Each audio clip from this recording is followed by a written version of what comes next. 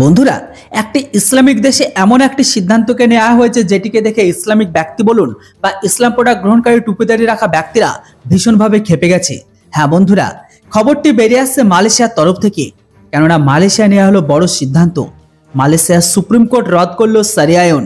রেগে আগুন হলো টুপিদারি রাখা বিশেষ করে কট্টরপন্থী ব্যক্তিরা। চলল বিক্ষোভ। বড় সিদ্ধান্ত নিয়ে নিল এবার মালয়েশিয়ার সুপ্রিম কোর্ট, যেটি ইতিমধ্যে আলোচনার কেন্দ্রবিন্দুতে উঠে এসেছে। এই প্রসঙ্গে পাওয়া প্রাপ্য তথ্য অনুযায়ী জানা গিয়েছে, গত শুক্রবার মালয়েশিয়ার সুপ্রিম কোর্ট কোলান্তান রাজ্যের শরিয়া ভিত্তিক ফৌজদারি আইন বাতিল করেছে।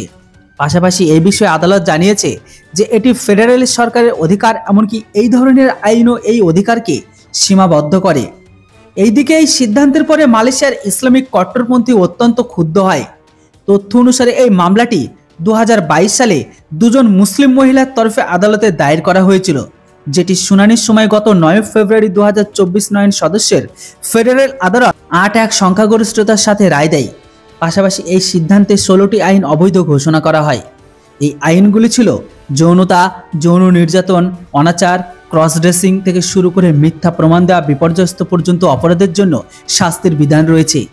আদালত এই আইনগুলিকে প্রত্যাখ্যান করে এমনকি বলে যে ওই বিষয়গুলির জন্য ইসলামিক আইন করা যাবে না, কারণ এই বিষয়গুলি মালয়েশিয়ার ফেডারেল আইনের অধীনে রয়েছে। এই রায় ঘোষণার সময় আদালতের বাইরে কঠোর নিরাপত্তা ছিল, কারণ ইসলাম প্রোডাক্ট গ্রহণকারী কট্টরপন্থীরা আগে থেকে এই মামলার বিরুদ্ধে ছিল। স্ট্রেটস টাইম জানিয়েছে, রায় ঘোষণার সময় 1000-এরও বেশি কট্টরপন্থী মানুষ আদালতের বাইরে বিক্ষোভ দেখাতে গিয়েছিল। পাশাপাশি রায় সামনে আসার পর তারা সবাই ক্ষুব্ধ হয়ে ওঠেন। তারা বলেন, একটি ইসলামিক দেশ এমন সিদ্ধান্ত নেওয়া উচিত নয়। এটা আমাদের চোখের সামনে ঘটছে। আমরা মুসলিমরা অনুভব করি আমাদের চ্যালেঞ্জ করা হচ্ছে। আমাদের দেশে আইন না থাকলে অসুবিধা হতে পারে, দেশ সমস্যায় পড়বে। এইদিকে আবার কিছু বিক্ষোভকারী এই সিদ্ধান্তের জন্য নেতার দায়ী করেছে, যদিও কেউ কেউ দাবি করেছেন যে শরিয়া আইন রাষ্ট্রের আগের মতো কার্যকর করা উচিত, এতে কোনো পরিবর্তন করা উচিত নয়। এই প্রসঙ্গে জানিয়ে রাখি, মালয়েশিয়ায় 1990 সাল থেকে কট্টরপন্থী প্যান মালয়েশিয়া ইসলামিক পার্টি বা পিএস দ্বারা শাসিত হয়েছে।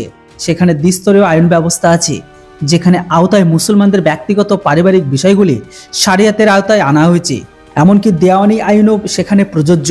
এইদিকে এই রাজ্যের আদালত এই সিদ্ধান্ত নিয়েছে, সেই রাজ্যের জনসংখ্যা 97% মুসলিম। আর এটাকে নিয়ে বর্তমান সময়ে পাকিস্তান থেকে পূর্ব পাকিস্তানের ভেতরে সেখানকার টুপিদারি লুঙ্গি পরিহিত ব্যক্তিগুলো খেপে যেতে পারে। যেটা হোক বন্ধুরা, পুরো বিষয়টির উপর আপনাদের কি মতামত সেটি অবশ্যই কমেন্ট বক্সে লিখে জানান। Thanks for watching. জয় হিন্দ, বন্দে মাতরম।